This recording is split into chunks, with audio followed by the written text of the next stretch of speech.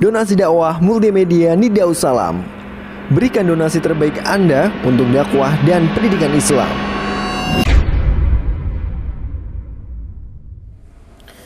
Bismillahirrahmanirrahim. Innal hamdalillah nahmaduhu wa nasta'inuhu wa nastaghfiruh wa na'udzu billahi min shururi anfusina wa min sayyiati a'malina. May yahdihillahu fala mudilla lahu wa may yudlil fala hadiya lahu wa asyhadu an la ilaha illallah wahdahu la syarika lahu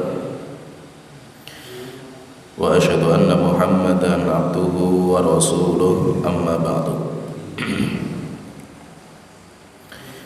Kita melanjutkan pembahasan kitab Ushulul Iman, pondasi atau rukun iman, yang ditulis oleh Syekh Muhammad bin Shalih Al-Utsaimin. Semoga Allah telah merahmati beliau. Dan alhamdulillah kita telah menyelesaikan pembahasan iman kepada Rasul. Jadi kita di majelis kita ini, kita alhamdulillah karunia Allah Ta'ala, kita bisa menyelesaikan pembahasan iman kepada Allah, kemudian iman kepada malaikat, iman kepada kitab, dan alhamdulillah kita sudah menyelesaikan iman kepada Nabi dan Rasul. Maka pada kesempatan kita kali ini kita akan masuk di iman yang berikutnya, yaitu rukun iman yang ke-6, yang kelima, iman kepada hari kiamat atau iman kepada hari akhir. Dan iman kepada hari kiamat harus beriman kepada 4 perkara. Jika kita beriman kepada hari kiamat, maka kita harus beriman kepada 4 perkara. Yang pertama, beriman kepada tanda-tanda hari kiamat yang dinamakan dengan asyaratus sa'ah, tanda-tanda hari kiamat. Kemudian yang kedua, beriman dengan kehidupan setelah kematian, yaitu tentang kehidupan di alam kubur. Setelah kita meninggal, maka nanti kita masuk di alam kubur. Maka alam kubur itu termasuk iman kepada hari kiamat. Pembahasan alam kubur itu termasuk pembahasan iman kepada hari kiamat. Cuma dinamakan dengan kiamatus sughra, kiamat yang kecil, yaitu kematian. Kemudian yang ketiga, beriman kepada kejadian-kejadian setelah dibangkitkan dari kubur, yaitu nanti kita akan sebutkan apa saja nanti akan kita jalankan kalau kita sudah dibangkitkan, seperti dikumpulkan di padang mahsyar, kemudian nanti kita akan dihisab, akan ditimbang, kemudian akan diberikan sertifikat amal, kemudian nanti kita akan menyeberang jembatan sampai ke Qantarah. Kemudian yang keempat, yang terakhir, beriman kepada kehidupan yang kekal dan abadi, yaitu surga dan neraka. Jadi akhir estafet dari kiamat, yaitu orang itu hanya 2 pilihan, dia masuk surga kalau dia berhasil, kalau tidak berarti dia masuk ke neraka jahanam. Berarti beriman kepada hari kiamat, kita harus beriman kepada 4 perkara ini. Dan ini 4 perkara ini akan kita bahas di pembahasan kita. Yang pertama, beriman kepada tanda-tanda hari kiamat. Yang kedua, beriman kepada kehidupan setelah kematian, yaitu di alam kubur. Kemudian yang ketiga, beriman kepada semua kejadian setelah dibangkitkan dari kubur. Kemudian yang keempat, beriman kepada surga dan neraka. Pada kesempatan kita kali ini kita akan masuk di pembahasan yang pertama dalam beriman kepada hari kiamat, yaitu beriman kepada tanda-tanda hari kiamat. yang sering dinamakan dengan asyratus sa'ah, dinamakan dengan asyratus sa'ah, karena Allah Ta'ala sudah menyebutkan dalam Al-Quran, faqad ja'a asyratuha, dan asyratnya, tanda-tanda hari kiamat itu sudah datang. Dan kata para ulama, hari kiamat itu sebuah kejadian yang pasti akan terjadi. Agama Islam, agama Kristen, Yahudi meyakini bahwa kehidupan dunia akan berakhir, akan dihancurkan alam semesta ini. Setelah itu nanti akan diganti dengan kehidupan yang baru. Dan kita yakin, gak ada keraguan dalam masalah ini. Kita tidak ada keraguan sedikit pun tentang adanya hari kiamat. Hari kiamat itu pasti akan terjadi, pasti. Dan kita gak ada keraguan sedikit pun. Cuma kapan terjadinya tidak ada yang tahu kecuali hanya Allah Ta'ala. Karena mengetahui kapan hari kiamat terjadi itu termasuk perkara yang gaib, di mana ilmunya Allah sembunyikan. Tidak ada yang tahu kecuali hanya Allah Ta'ala. Malaikat, Nabi itu pun gak ada yang tahu. Malaikat Jibril pernah datang ke Rasulullah dalam wujud manusia biasa. Setelah itu bertanya kepada Nabi Muhammad, wahai Muhammad, akhbirni mata sa'ah, tolong kabarkan kepada saya kapan hari kiamat terjadi. Maka Rasulullah mengatakan, mal mas'ulu anha bi'a'lama minasail, orang yang ditanya tidak lebih faham daripada yang bertanya. Yang ditanya adalah Rasulullah, yang bertanya adalah malaikat Jibril. Yang ditanya yaitu Nabi Muhammad gak tahu, yang bertanya yaitu malaikat Jibril juga tidak tahu. Jadi menunjukkan bahwa hari kiamat itu kapan terjadi, ilmunya nggak penting. Jadi nggak penting hari kiamat terjadinya kapan, itu nggak penting, sehingga kita nggak usah mencari-carilah kapan hari kiamat akan terjadi. Yang penting itu kita yakini bahwa hari kiamat itu pasti akan terjadi, pasti. Allah ketika menakdirkan bahwa dunia dan seisinya itu akan dihancurkan, langit, bumi akan dihancurkan sama Allah Ta'ala. Kapannya tidak ada yang tahu kecuali hanya Allah Ta'ala. Tapi Allah memberikan tanda-tanda. Jadi kalau tanda-tanda ini sudah muncul berarti sudah dekat. Tapi kapan pastinya gak ada yang tahu kecuali hanya Allah Ta'ala. Cuma tanda-tanda kalau sudah bermunculan berarti hari kiamat itu sudah sangat dekat.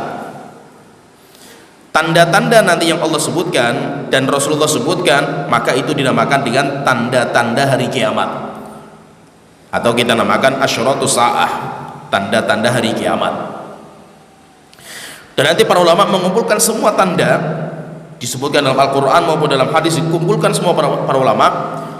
Nanti para ulama membagi tanda-tanda hari kiamat itu menjadi 3 bagian.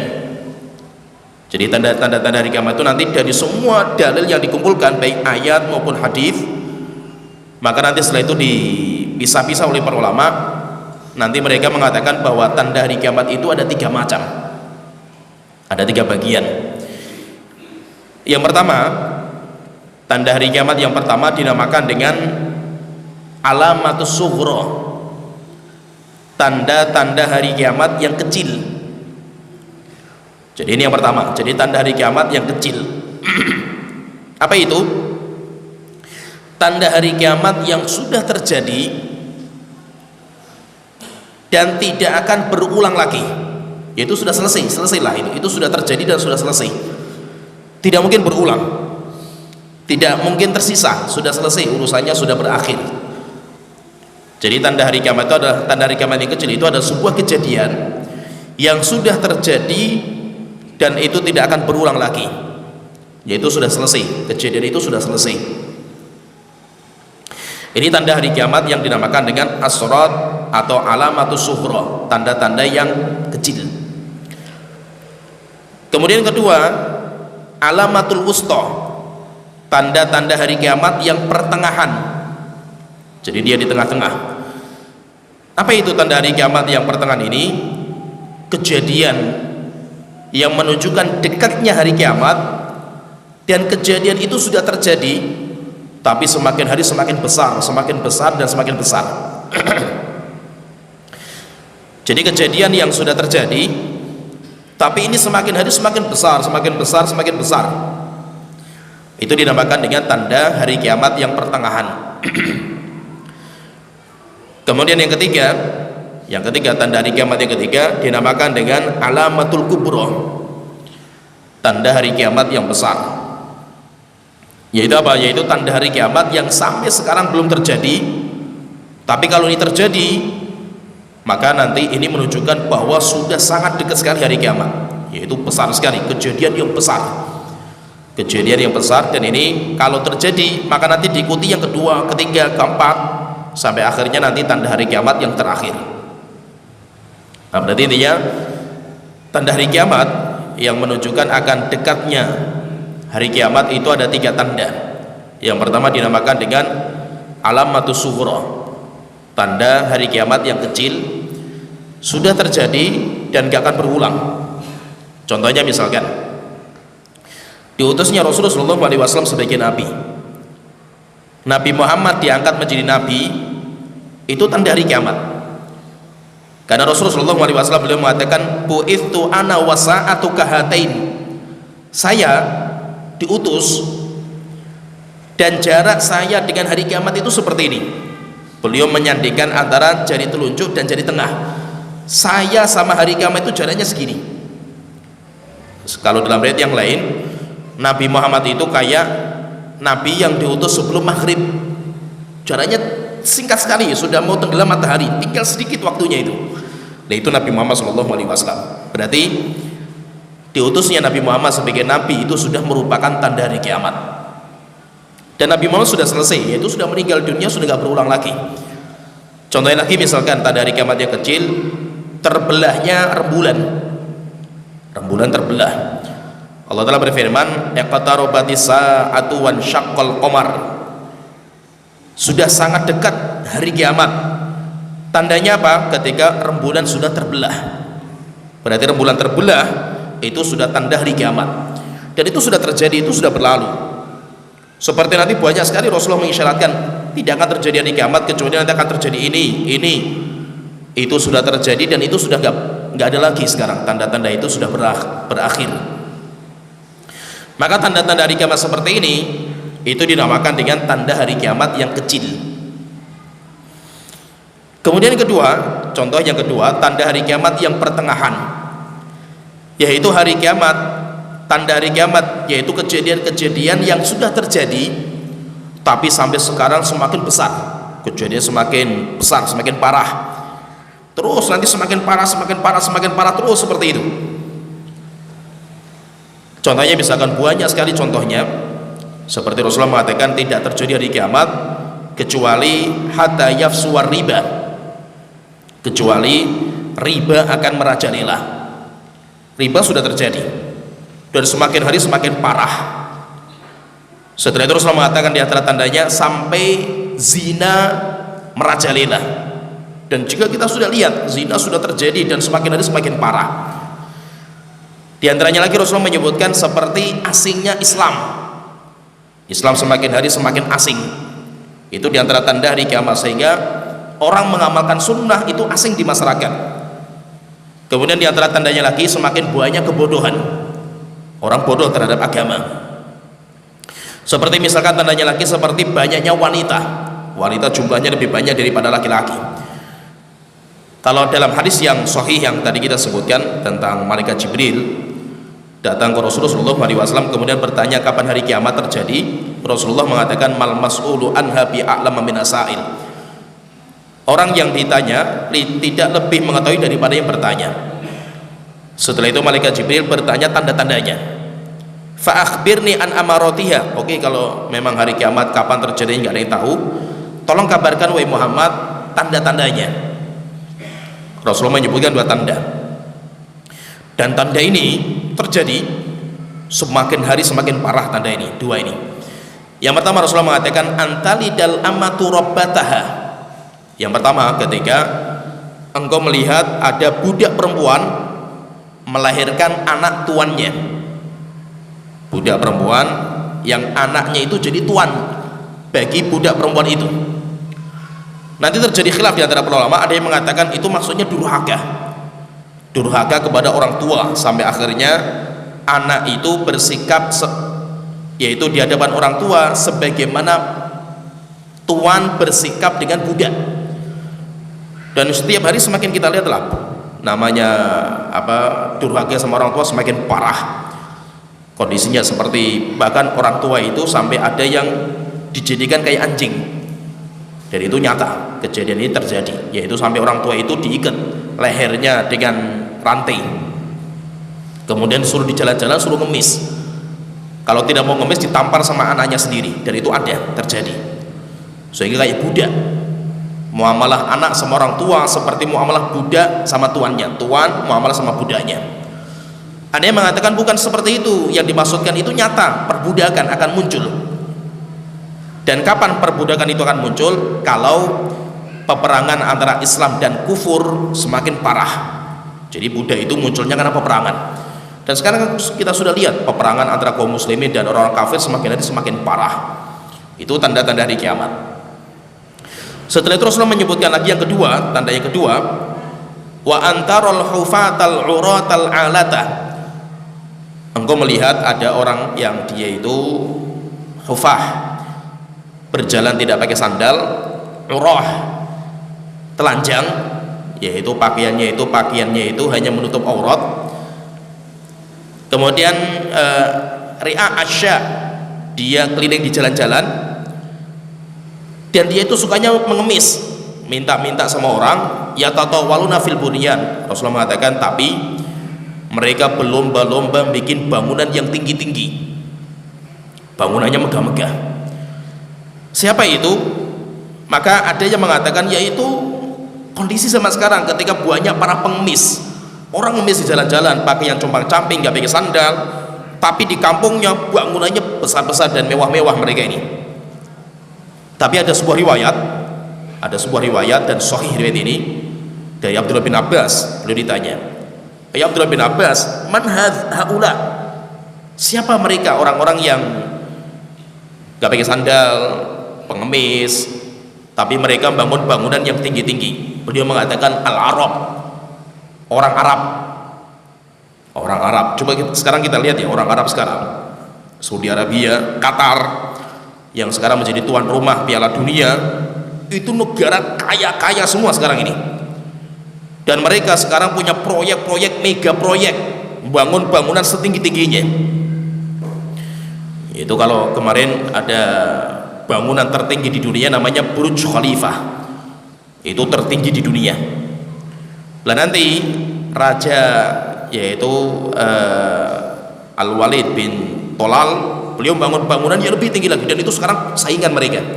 Saudi, kemudian juga Qatar, Dubai, Emirat, itu sekarang berlomba-lomba bikin bangunan yang tinggi-tinggi. Dan Abdullah bin Abbas mengatakan siapa itu? Orang-orang Arab yang dulu mereka itu pengembala kambing, dulunya mereka itu miskin. Setelah minyak dibuka, setelah itu mereka menjadi negara super power dalam masalah ekonomi. Dan sekarang kita lihat, sekarang kita sudah melihat gitu, ketika Piala Dunia ini banyak mata yang melihat sekarang itu. Negeri Kadrun yang sering dilecehkan sama orang-orang yang benci Arab, sekarang menjadi negara super power dalam ekonomi, sehingga Eropa saja sekarang bisa-bisa kalah ekonominya dengan negara Timur Tengah. Ini tanda-tanda seperti ini, itu dinamakan dengan tanda-tanda pertengahan. Yaitu pertengahan itu ketika ini muncul, setelah itu semakin hari semakin parah, semakin parah.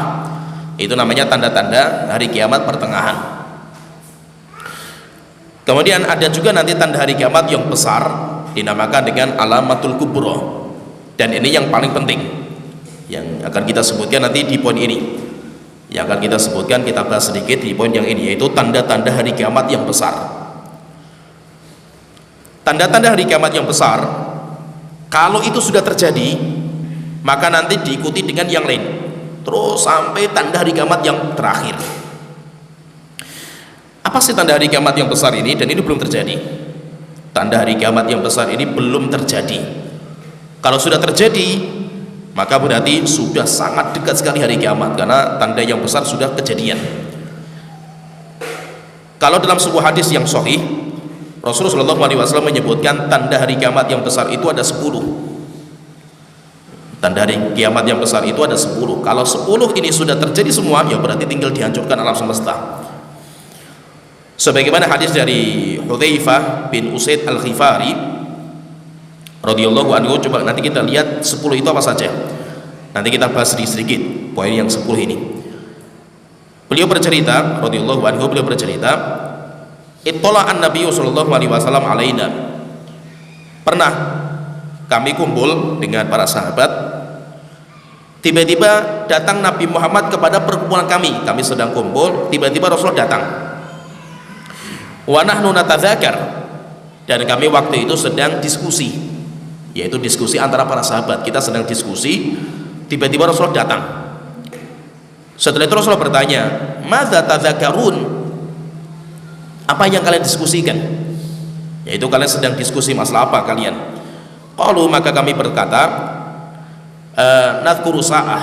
Ya Rasulullah, kami sedang mendiskusikan tentang hari kiamat. Kami sedang ngobrol, sedang diskusi masalah hari kiamat. Maka Rasulullah mengatakan, "Innaha lan taquma hatta tarau qablaha asyra ayatin." Ketahuilah, hari kiamat tidak akan terjadi sampai kamu melihat 10 tanda sebelumnya. 10 tanda sebelumnya. Nah, ini nanti 10 tanda ini kata para ulama, ini nanti masuk dalam tanda hari kiamat yang besar. Yang tidak masuk ini berarti tidak dimasukkan dalam tanda hari kiamat yang besar. Bisa tanda hari kiamat pertengahan, bisa, tapi tidak masuk dalam tanda hari kiamat yang besar. Kemudian Rasulullah menyebutkan 10 tanda itu, tapi tidak tertib, tidak menyebutkan secara tertib urutannya ini, bukan. Nanti sedikit saya tertibkan. Rasulullah menyebutkan fadzakara ad-dukhan. Yang pertama dukhan, asap. Kemudian yang kedua wad-dajjal, keluarnya dajjal. Kemudian yang ketiga wadabah, keluarnya binatang melata. Wa tulu'u syamsi min maghribiha, kemudian yang keempat terbitnya matahari dari barat. Wa nuzulu Isa bin Maryam, kemudian yang kelima turunnya Nabi Isa bin Maryam. Kemudian yang keenam wa Ya'juj wa Ma'juj, keluarnya Ya'juj dan Ma'juj. Kemudian yang ke-7, 8, 9 Rasulullah mengatakan wa thalathatu khusuf, akan terjadi 3 bencana yang besar. Terjadi 3 bencana yang sangat besar sekali. Khasfun bil masyriq wa khasfun bil maghrib wa khasfun bi jaziratil arab. Bencana besar yang ada di timur, ini yang ke-7. Bencana besar yang ada di barat, 8. Bencana besar yang ada di negeri Arab, 9. Kemudian terakhir Rasulullah mengatakan wa akhiru dzalika narun. Setelah itu nanti akan di akhir, yaitu tanda yang paling akhir, akan keluar api takhruju minal Yaman, yang keluar dari Yaman, secara khususnya itu nanti kotanya namanya kota Aden. Tatrudun nasa ila mahsyarihim, dan api itu nanti akan menggiring manusia sampai manusia itu berkumpul di mahsyar, mereka berkumpul di tempat mereka dikumpulkan sebelum hari kiamat ditegakkan. Nah, di sini Rasulullah SAW dalam hadis yang sahih ini, Rasulullah SAW boleh menyebutkan tentang 10 tanda. Dan 10 tanda ini, tanda yang besar ini, dalam sebuah riwayat Rasulullah mengatakan, al-amaratu harazatun mandhumatun fi silk. Tanda-tanda hari kiamat yang besar itu kayak tasbih, gambarannya kayak gini, itu punya tasbih. Tasbih itu diikat dengan tali, biji dilubangi kemudian diikat dengan tali. Jadi ada tasbih 1 masuk, 2 biji yang ketiga, nah itu namanya tasbih. Coba kalau biji tasbih yang diikat itu talinya dipotong, maka langsung tumpah semua. Biji yang pertama tumpah, kedua, ketiga langsung tumpah semua itu. Demikian juga hari kiamat. Tanda hari kiamat itu seperti itu. Maka Rasulullah mengatakan al-amaratu harazatun mandhumatun fi silk. Tanda-tanda hari kiamat itu bagikan biji-biji tasbih yang dikumpulkan dengan satu ikatan, satu tali. Fa iyyaqata silk, jika talinya dipotong, yadba'u ba'duha ba'dhan, maka semuanya akan berjatuhan satu-satu, berjatuhan semua. Dan itu tanda-tanda hari kiamat seperti itu. Yaitu apa? Kalau sudah terjadi yang pertama, langsung diikuti yang kedua, ketiga, keempat, terus seperti itu. Dan fahmi di sini ya, fahmi 10 tanda ini Imam Mahdi gak dimasukkan. Imam Mahdi itu tanda hari kiamat juga, tapi Imam Mahdi tidak dimasukkan. Kemudian juga nanti ada namanya perang Malhamatul Kubro, nggak masuk juga. Oleh karena itu terjadi diskusi panjang juga di antara para ulama, Imam Mahdi itu tanda yang mana? Yaitu Imam Mahdi dibaiat menjadi seorang pemimpin, itu tanda yang mana? Maka wallahu alam, sebagian ulama mengatakan itu sebagai pembuka tanda hari kiamat yang besar, tapi bukan tanda hari kiamat yang besar. Jadi Imam Mahdi itu sebagai pembuka, atau kalau kita sebutkan ya kayak akhir penutup tanda hari kiamat yang pertengahan, atau kita katakan sebagai pembuka datangnya hari kiamat, tanda hari kiamat yang besar. Jadi nanti akan diikuti itu, yaitu terjadi peperangan besar nanti dinamakan dengan Malhamatul Kubro, perang terbesar di jagat raya ini antara kaum muslimin dengan Romawi.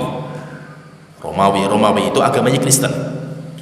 Nanti akan terjadi peperangan dahsyat, perang yang habis-habisan. Setelah itu nanti kaum muslim menang. Lah dalam musim-musim peperangan ini nanti Imam Mahdi akan dibaiat. Imam Mahdi akan dibaiat, kemudian nanti beliau menjadi pemimpin yang memimpin peperangan kaum muslimin. Nanti perangnya di mana? Di Suriah. Habis-habisan nanti Syam, peperangan itu besarnya itu di Syam, di Suriah. Setelah selesai dalam peperangan itu menang, jadi Imam Mahdi sudah dibaiat, peperangan sudah berakhir. Ketika kaum muslimin menang di perang yang di Suriah, jadi perang di Suriah itu nanti gini, kaum muslimin itu akan mengalami 3 peperangan.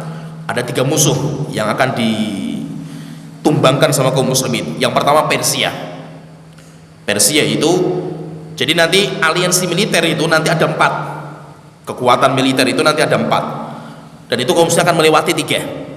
Yang pertama militer Islam, kemudian yang kedua Romawi itu agamanya Kristen, sehingga nanti semua negara Kristen akan bersatu.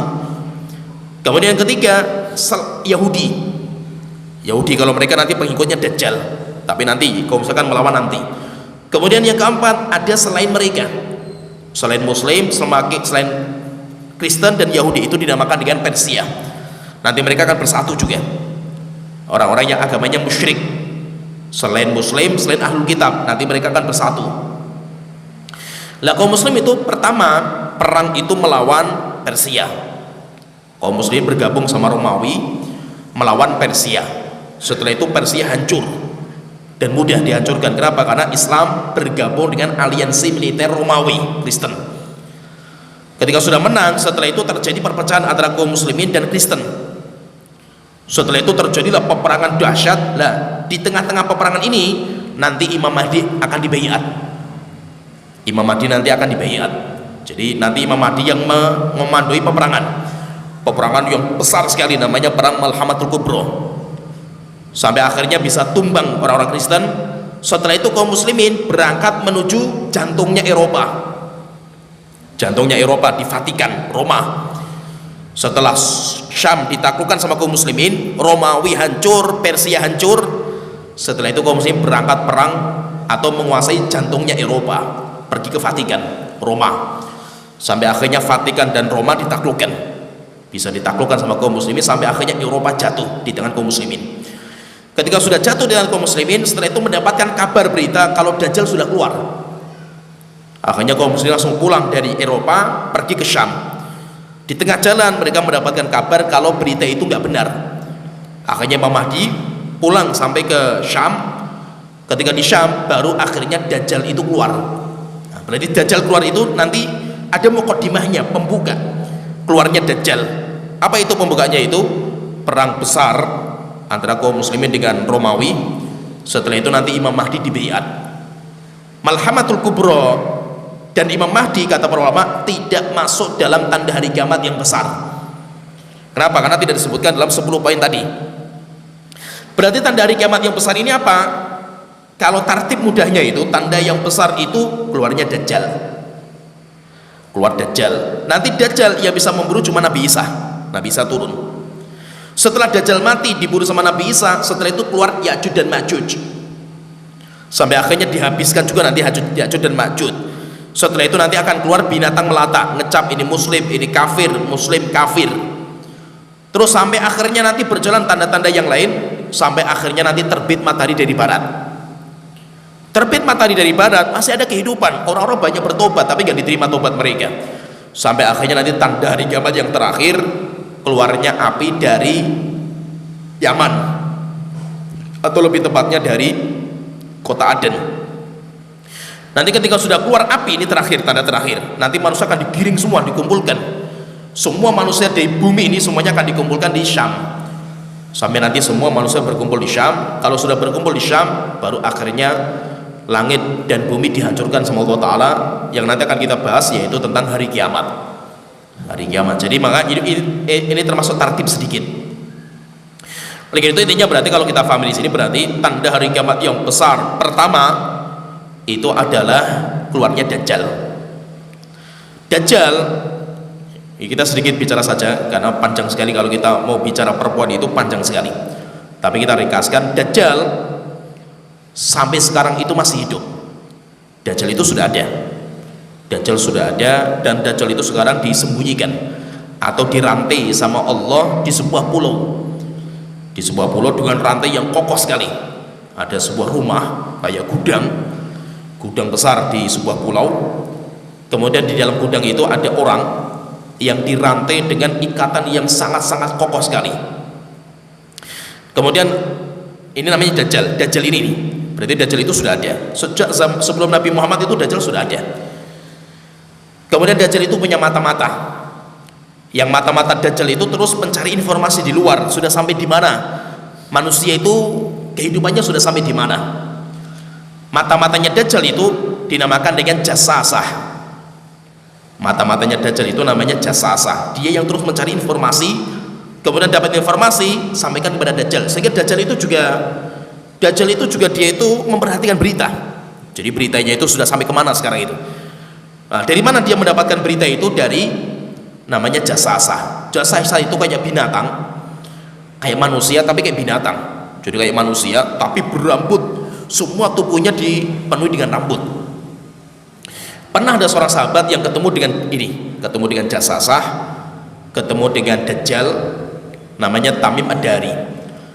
Dia melakukan sebuah safar di atas kapal sampai 40 hari diombang-ambing ombak lautan.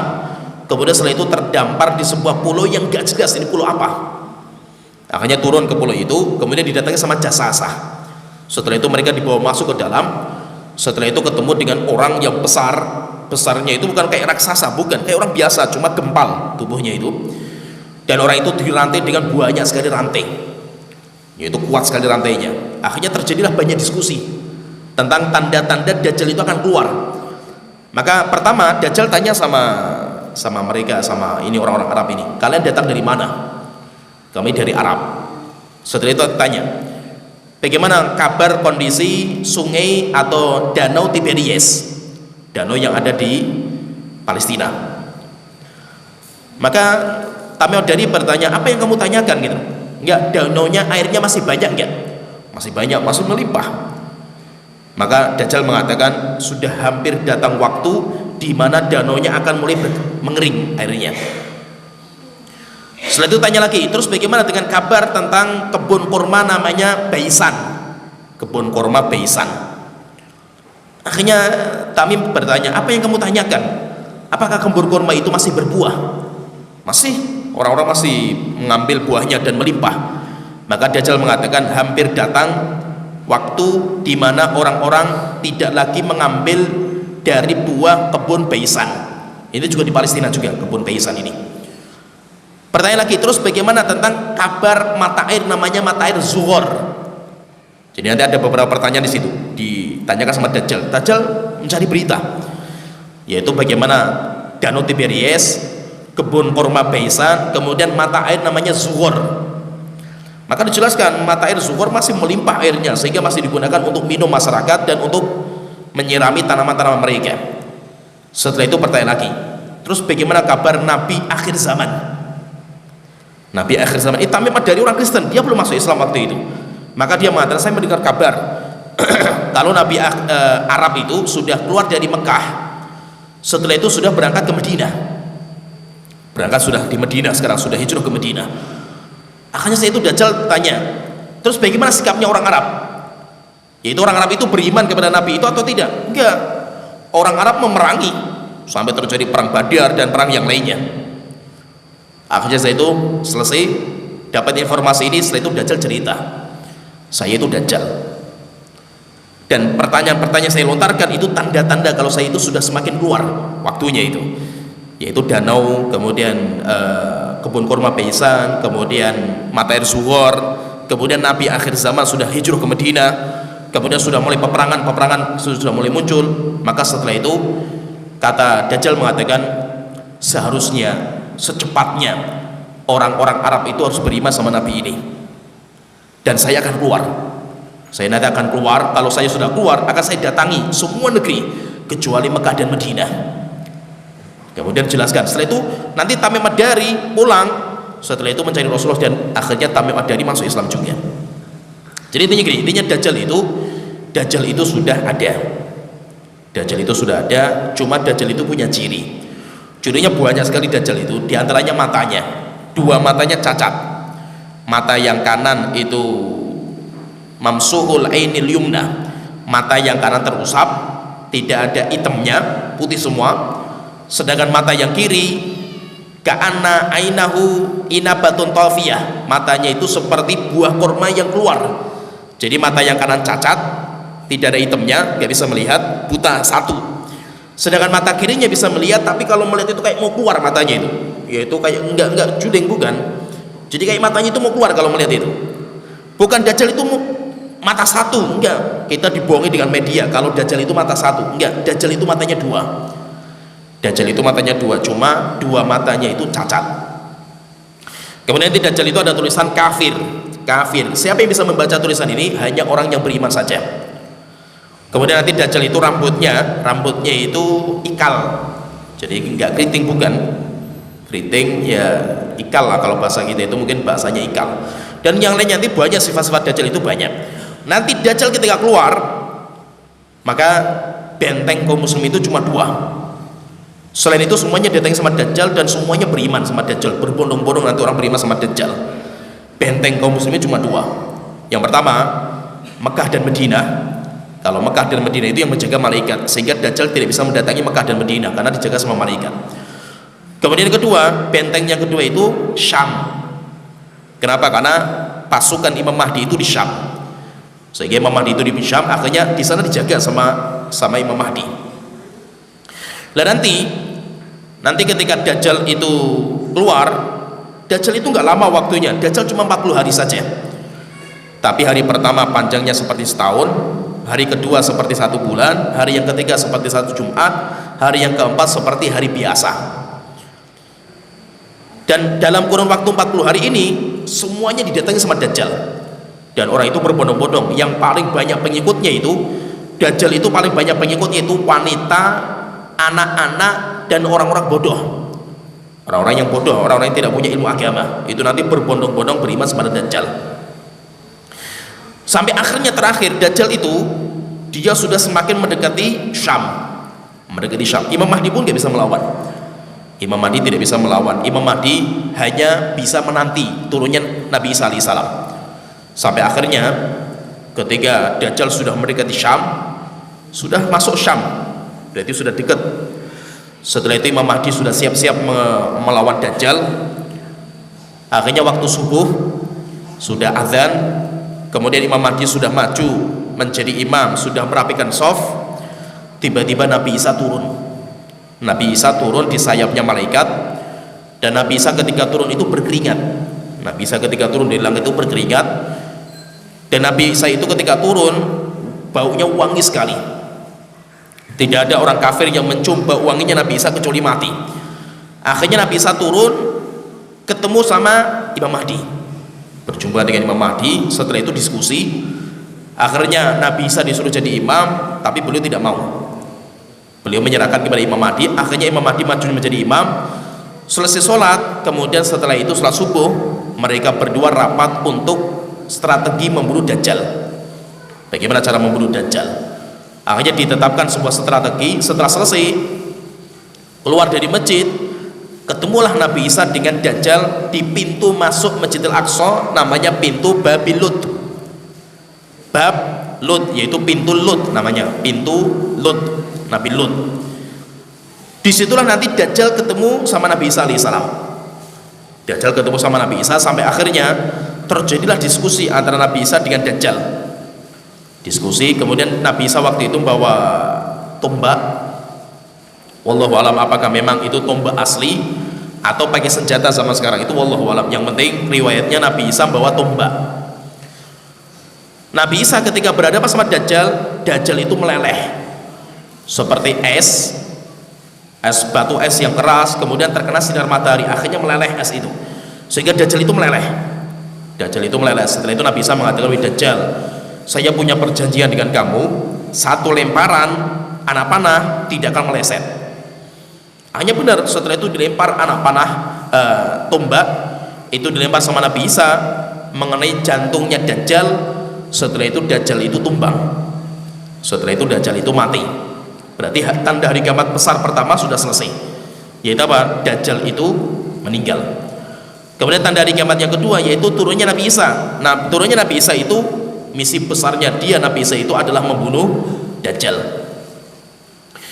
Sampai akhirnya ketika Dajjal itu sudah terbunuh, setelah itu Allah telah mengatakan kepada Nabi Isa, "Wahai Nabi Isa, aku telah mengeluarkan hamba-hambaku di mana tidak ada seorang pun yang bisa melawan mereka."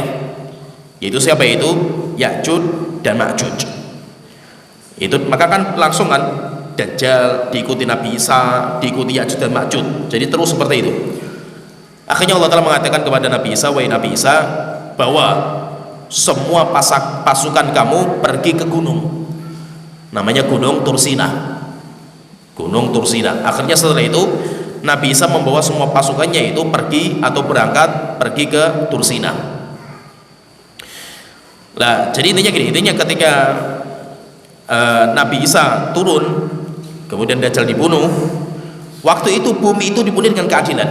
Dan misinya Nabi Isa itu ada 4. Misi utamanya Nabi Isa itu ada 4. Yang pertama membunuh Dajjal, itu misi utama Nabi Isa. Kemudian yang kedua, Nabi Isa misinya mematahkan salib. Jadi nanti salib-salib itu akan dipatahkan semuanya sama Nabi Isa. Kemudian yang ketiga, Nabi Isa itu membunuh babi-babi, misinya. Kemudian yang keempat, Nabi Isa itu meletakkan pajak sehingga pajak sudah tidak ada. Jadi pajak itu nanti bisa menghapus pajak totalitas di dunia, itu Nabi Isa alaihissalam. Itu nanti misinya Nabi Isa, sehingga pajak sudah tidak ada. Ketika nanti pajak sudah tidak ada, akhirnya bumi itu barokah. Bumi itu barokah, saking barokahnya sampai satu buah delima itu bisa dimakan oleh orang satu kampung. Bahkan cangkangnya itu atau kulit buah delima itu kalau ada orang bertiup di bawahnya itu bisa menaungi 7 orang. 7 orang itu bisa masuk dalam buah delimanya. Satu kambing susunya itu bisa diminum sama satu kota, satu kecamatan itu bisa minum air susu kambing. Sedangkan air susu onta bisa diminum oleh satu kota. Sehingga barokah zaman Nabi Isa itu luar biasa barokahnya. Maka nanti di zaman Nabi Isa inilah nanti sebagian ulama mengatakan di mana sodakoh emas itu nggak ada manfaatnya. Kenapa? Karena waktu itu negeri itu diberkahi sama Allah Ta'ala. Ketika sudah diberkahi sama Allah Ta'ala negerinya itu, setelah itu baru Allah kabarkan kepada Nabi Isa, "Wa Isa, saya telah mengeluarkan hamba-hambaku yang tidak ada seorang pun yang bisa melawan mereka. Maka bawa semua pasukan kamu, orang-orang yang beriman, naik ke gunung." Akhirnya setelah itu Nabi Isa keluar membawa pasukannya, semuanya bersembunyi atau berlindung di atas gunung. Setelah itu keluarlah Ya'juj dan Ma'juj. Siapa Ya'juj dan Ma'juj ini? Ya'juj dan Ma'juj itu manusia biasa. Itu manusia biasa mereka itu. Kayak cirinya itu kayak orang Mongol, kayak orang Tatar. Jadi seperti itu, kayak orang beda lagi sama orang Cina, beda. Nanti kalau kita lihat ya foto-foto, silakan nanti dilihat ya foto-foto orang-orang Cina dengan orang Mongol itu beda. Mongol itu kepalanya lebih tebal, yaitu lebih lebar, kemudian lebih sipit, kemudian kodak batuknya itu lebih lebar. Itu namanya ciri-cirinya seperti itu. Jadi Ya'juj dan Ma'juj itu keturunan dari Nabi Nuh alaihissalam. Jadi itu manusia biasa, manusia mereka itu. Manusia, cuma mereka itu la yafqahuna haditha. Mereka itu tidak memahami ucapan manusia biasa. Jadi beda, bahasanya mereka itu beda, nggak bisa difahami. Akhirnya ketika Dzulqarnain yang sering kita dengar di surat Al-Kahfi, karena Dzulqarnain itu punya kerajaan, raja penguasa dunia yang muslim. Karena raja penguasa dunia itu, ini kelihatan belum? Belum? Jadi raja penguasa dunia itu ada empat. Raja penguasa dunia itu ada empat, dua orang muslim, dua orang kafir. Penguasa dunia. Yang muslim itu Dzulqarnain, kemudian sama Nabi Sulaiman. Sedangkan yang kafir itu ada dua. Kafir ada dua, Namrud zamannya Nabi Ibrahim, kemudian yang kedua Buktukat Nasr yang dikenal dengan Babilonia lama. Lah, Dzulqarnain ini kekuasaan dia itu sampai ke ujung barat, sampai ke ujung timur. Kan? Setelah itu Dzulqarnain kan melakukan sampai ke ujung barat, ujung timur. Setelah itu Dzulqarnain itu pergi ke sebuah gunung. Ada sebuah gunung lah, ada sebuah negeri diapit dengan dua gunung. Maka Dzulqarnain ke sana, kemudian diingatkan sama masa ke sana, di sini itu ada orang-orang yang dia itu tidak bisa diajak ngomong. Yaitu siapa itu? Ya'juj dan Ma'juj. Akhirnya Dzulqarnain membikinkan sebuah bendungan besar pemisah. Yaitu bendungan itu dibikin dari besi antara dua gunung. Jadi dua gunung, setelah itu dibikin sebuah bendungan dari besi. Kemudian besinya itu dilapisi dengan tembaga. Setiap hari Ya'juj dan Ma'juj kerjanya melubangi. Tapi setiap berlubang mereka mengatakan besok kami akan keluar, pagi harinya sudah nutup lagi. Zaman Nabi Muhammad lubangnya sudah segini. Rasulullah itu pernah ketika malam hari bangun ketakutan beliau itu.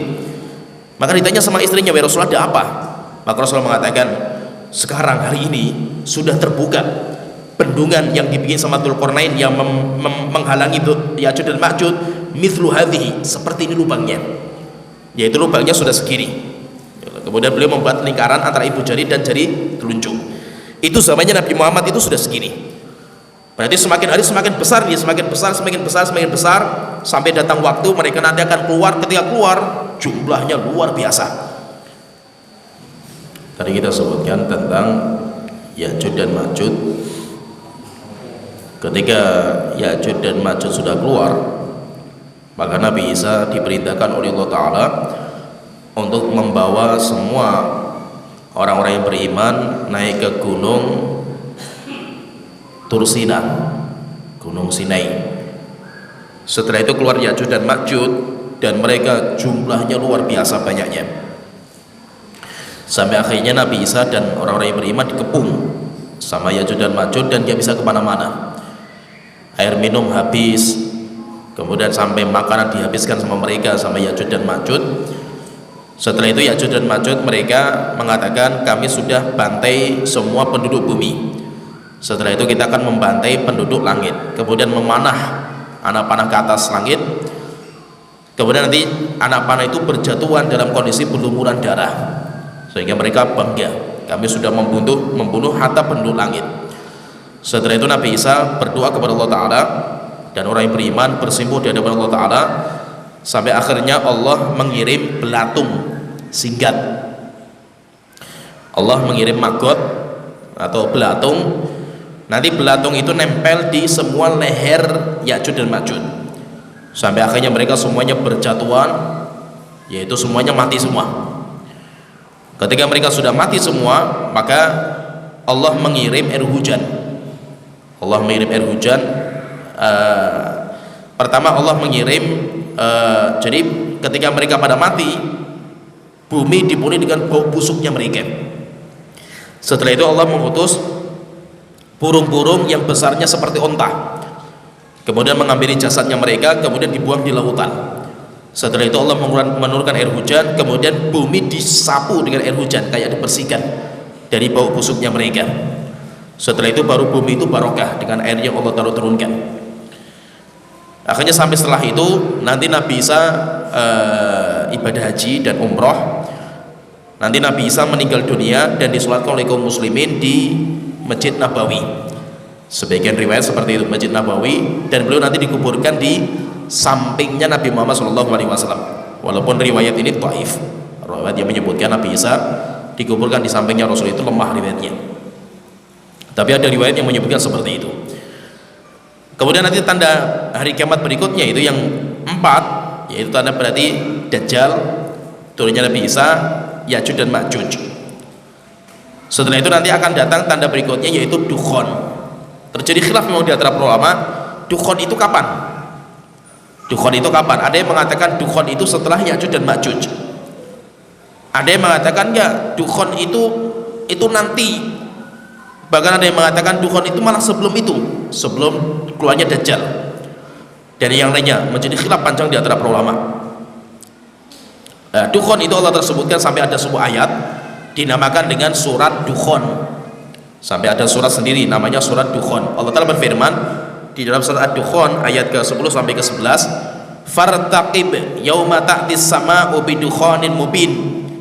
Hendaknya setiap kalian itu melihat, memperhatikan bagaimana kondisi kalian ketika langit membawa asap, membawa dukhon, yaitu membawa asap.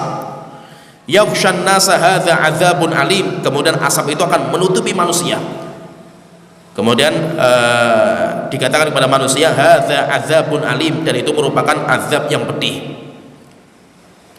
Jadi dukhon ini Rasulullah mengatakan juga dalam sebuah hadis yang sahih, inna rabbakum anzarakum thalathan. Tuhan kalian telah memberikan peringatan kepada kalian 3 peringatan. Yang pertama dukhon, yaitu dukhon ya'khudul mu'min kazakmah. Dukhon ini ketika muncul, dia itu akan mengambil setiap orang mukmin, yaitu setiap orang mukmin itu akan diambil. Dukhon ini seperti orang yang bersin, seperti orang pilek, masuk ke hidung mereka. Wa yakhudul kafir fayantakhfihu hatta yakhruju min kulli masma'in minhu. Setelah itu akan ngambil juga semua orang-orang kafir akan diambil dengan dukhon ini. Kemudian yang kedua, jadi 3 peringatan yang Allah telah berikan peringatan kepada kalian. Yang pertama dukhon, yang kedua dabah, binatang melata, kemudian yang ketiga Dajjal.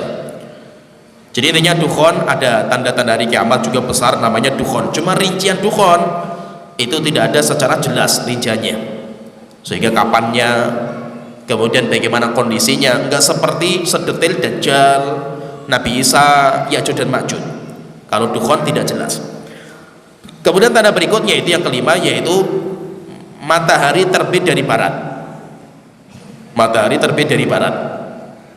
Ada sebuah riwayat sahih, Rasulullah SAW beliau bersabda, inna awwalal ayati khuruju syamsi min maghribiha. Tanda hari kiamat yang pertama, tanda hari kiamat yang pertama, keluarnya matahari, terbitnya matahari dari barat. Wa khurujud dabati 'alan nasi duha. Setelah itu keluarnya binatang melata di waktu duha. Wa ayyuhuma kanat qabla sahibatiha fal ukhra 'ala ithriha qariban. Dan jarak antara dua ini sangat dekat, yaitu terbitnya matahari dari barat sama keluarnya binatang melata itu sangat dekat waktunya itu.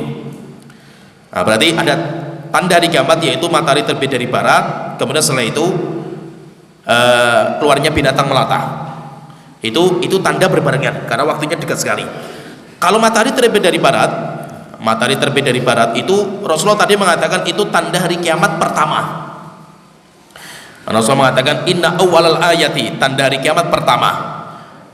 Tadi kita sebutkan tanda hari kiamat pertama itu bukan itu. Tanda hari kiamat pertama itu Dajjal. Terus bagaimana menggabungkan dua ini? Maka kita katakan Dajjal itu tanda hari kiamat pertama di bumi. Di bumi itu Dajjal. Sedangkan terbitnya matahari dari barat tanda hari kiamat di langit. Tanda hari kiamat pertama di atas langit, yaitu terjadi perubahan sampai terbit matahari itu, setelah itu terbitnya dari barat. Ketika nanti matahari terbit dari barat, berbondong-bondong orang itu beriman. Tapi orang beriman, orang bertaubat nggak diterima lagi. Ketika sudah tanda hari kiamat, matahari terbit dari barat, setelah itu ini terbitnya ya. Setelah itu berjalan waktu di waktu duha. Waktu duha yaitu jalannya dekat sekali itu. Waktu duha tiba-tiba keluar binatang melata. Keluar binatang melata dari perut bumi sebagaimana Allah Ta'ala sebutkan dalam surat An-Naml ayat ke-82. Wa idza waqa'al qawlu 'alaihim, ketika sudah kami pastikan, sebagian mengatakan waqa'al qawlu 'alaihim itu terbitnya matahari dari barat. Akhrajna lahum dabbatan minal ardi, kami keluarkan binatang melata dari perut bumi. Tukallimuhum, nanti binatang ini mengajak bicara kepada mereka, annan nasa kanu bi ayatina la yuqinun, sesungguhnya manusia mereka tidak beriman kepada ayat-ayat Allah Ta'ala. Ketika keluar dabah ini, apa sih kerjaannya dabah ini? Apa dabah ini kerjaannya adalah mengecap, ini muslim, ini kafir, ini muslim, ini kafir.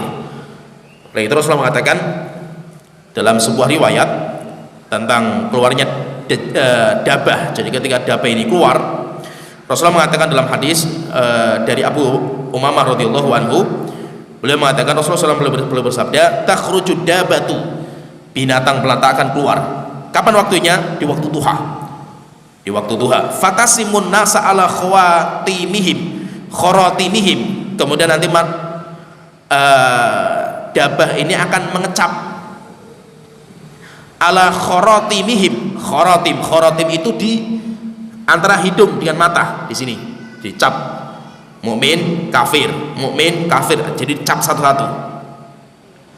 Thumma ya'murna fikum hatta yashtari rajulul al-ba'ir, yaitu setelah itu baru masih ada kehidupan, masih ada jual beli, masih ada, tapi ini sudah dicap ini muslim, ini kafir, ini muslim, ini kafir.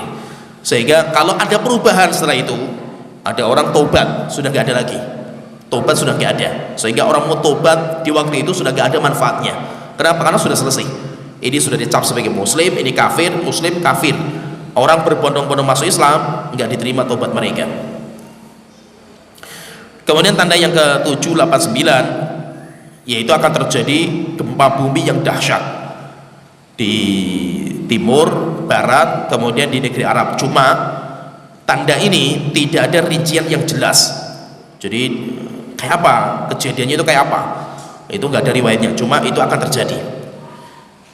Kalau dabah yang tadi kita sebutkan, binatang melata, kita mendapatkan riwayat cuma itu saja. Kita cuma mendapatkan riwayat cuma bahwasanya nanti dabah itu akan mengecap ini mukmin, ini kafir. Cuma sifatnya seperti apa dabah ini, wallahu alam. Yaitu binatangnya itu kayak apa, bentuknya itu kayak apa, keluar dari bumi, sifatnya binatang itu kayak apa, wallahu alam. Kita nggak tahu karena nggak ada riwayat menjelaskan secara detail bentuknya binatang melata itu seperti apa bentuknya. Menunjukkan apa? Fahami di sini menunjukkan bahwa terbit matahari dari barat itu bukan tanda hari kiamat yang terakhir.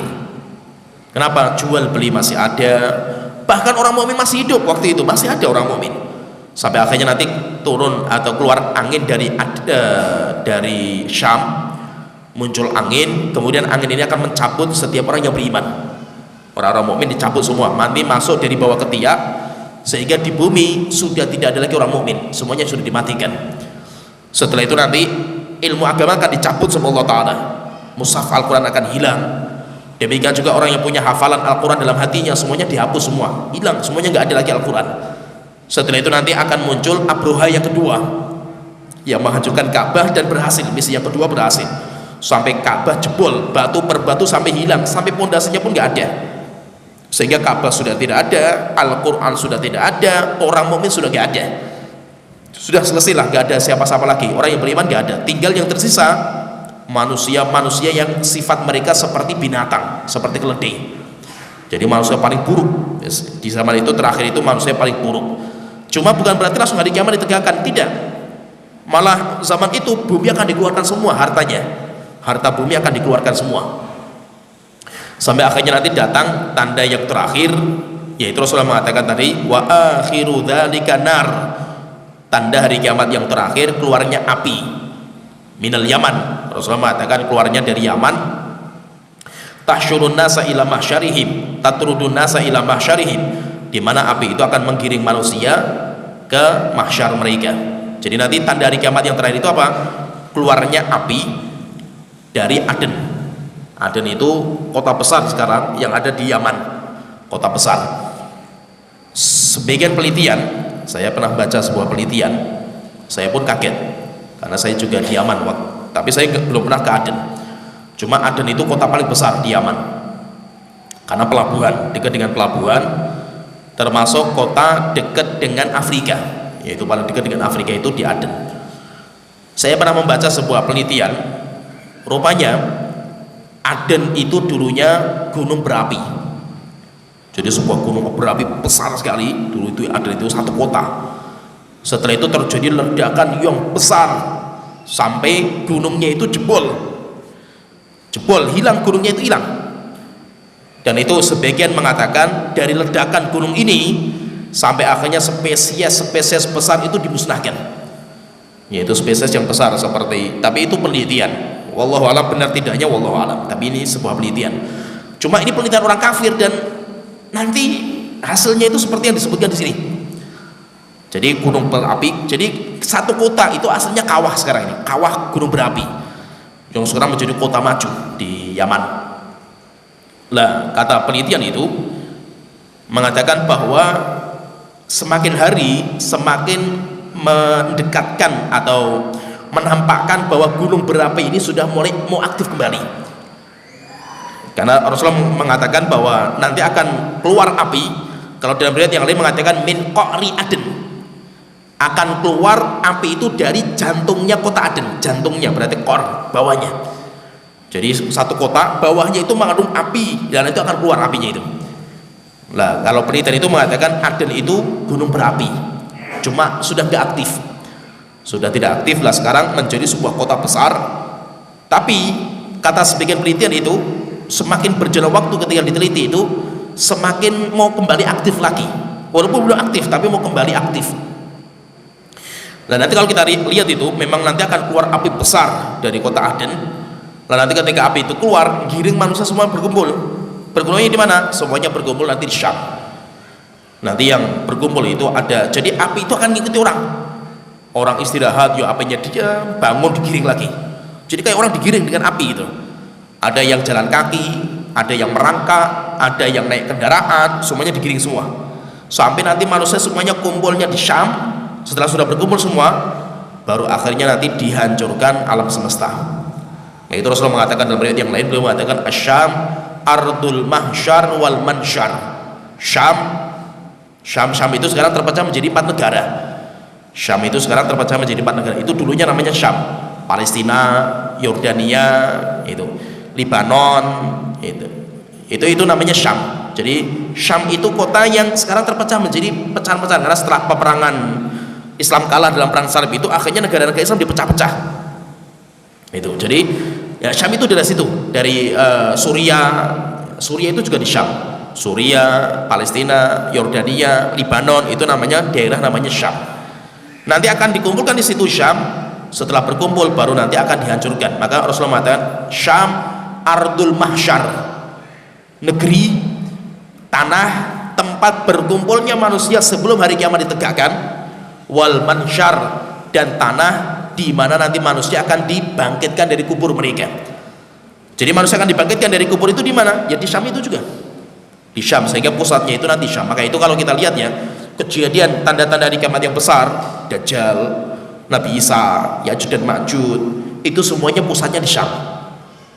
Semuanya di Syam. Peperangan-peperangan besar itu di akhir zaman semuanya di Syam. Seperti perang Malhamatul Kubro itu di Syam juga. Seperti Ya'juj dan Ma'juj kita keluar minum sungai, minum air itu, yang depan minum, yang belakang gak kedapatan. Itu apa? Tiberias di Syam juga. Berarti apa? Berarti tanda-tanda hari kiamat besar itu semua kejadian itu hampir semua kejadiannya itu di Syam. Nanti. Jadi kalau tanda-tanda ini sudah kelihatan berarti hari kiamat sudah sangat dekat. Nah, itu walaupun kita nggak tahu hari kiamat itu kapan terjadi, tapi alhamdulillah Allah telah memberikan tanda-tanda, dan tanda-tandanya sudah sangat kelihatan. Sudah sangat kelihatan. Di mana sungai Tiberias danau Tiberias sudah mengering. Walaupun dihabis, nanti akan menghabiskan Ya'juj dan Ma'juj. Kemudian kebun korma Baisan itu sudah tidak berbuah lagi. Kemudian juga nanti Jadi nanti itu di antara tanda keluarnya Dajjal akan terjadi paceklik. Jadi langit akan menahan air hujan 3 tahun, selama 3 tahun. Tahun pertama langit akan menahan setengah air hujan. Tahun kedua langit akan menahan 2/3 air hujan. Tahun ketiga langit menahan semua air hujan sehingga tidak turun air hujan. Akhirnya kelaparan, kekeringan, sampai orang makan orang lain. Di waktu itu sampai orang sudah lupa dengan agama, sampai khotib pun gak pernah menyebutkan Dajjal lagi. Setelah itu baru Dajjal itu akan keluar. Dan prediksi NASA, ini juga informasi juga, tapi ini prediksi, ini informasi di orang kafir, cuma nggak tahu juga kebetulan itu bisa seperti itu juga itu. Jadi ada awan besar di luar angkasa, ada sebuah awan besar sekali di luar angkasa. Ini awan panas yang kata NASA, bumi itu semakin hari, jadi semakin hari itu awan itu semakin mendekati bumi terus. Ini prediksi NASA. Dan nanti ketika bumi itu masuk ke awan panas ini, maka semua teknologi padam. Ini kata prediksi NASA loh ini, tapi wallahu alam benar atau tidaknya ini omongan orang kafir gitu, benar tidaknya wallahu alam, tapi prediksi mereka. Sehingga semua teknologi akan dipadamkan, sehingga ya teknologi lah seperti HP, demikian juga pesawat, semua senjata semuanya hilang semua dengan awan panas ini, semua menghabiskan semua teknologi. Dan di waktu itu nanti air hujan akan ditahan karena panasnya itu sampai 3 tahun. Ini yang katakan NASA loh, NASA sampai 3 tahun. Tahun pertama ya setengah, terus sampai akhirnya ketika sudah keluar manusia hidup primitif lagi. Hidup primitif yaitu peralatan seperti zaman dulu, onta, pakainya kuda, pakainya tombak, anak panah, sampai mereka juga mengatakan bahwa peperangan akhir zaman itu pakai senjata lama, bukan senjata bom atom seperti tembak. Tapi benar tidaknya wallahu alam, kita nggak bisa menjamin kebenaran ya, kita nggak bisa. Tapi intinya ada riwayat bahwa Dajjal itu tidak akan keluar kecuali langit menahan air hujan selama 3 tahun, sampai akhirnya nanti setelah itu Dajjal itu keluar. Kalau sudah keluar berarti tinggal diikuti tanda yang lain, Nabi Isa akan turun, Ya'juj dan Ma'juj dan selanjutnya. Ya sampai di sini pembahasan kita alhamdulillah selesai, kita pembahasan ringkas. Ini ringkas sekali kita bahas tentang tanda-tanda hari kiamat. Nanti insya Allah kita masuk di pertemuan berikutnya tentang kehidupan setelah kematian, yaitu setelah kita mati itu kita akan hidupnya apa di alam kubur secara ringkas. Sampai di sini wa akhiru da'wana alhamdulillahirabbil alamin, subhanakallahumma wa bihamdika asyhadu an la ilaha illa anta astaghfiruka wa atubu ilaik. Sallallahu alaihi wa sallam wa ala alihi wa sahbihi.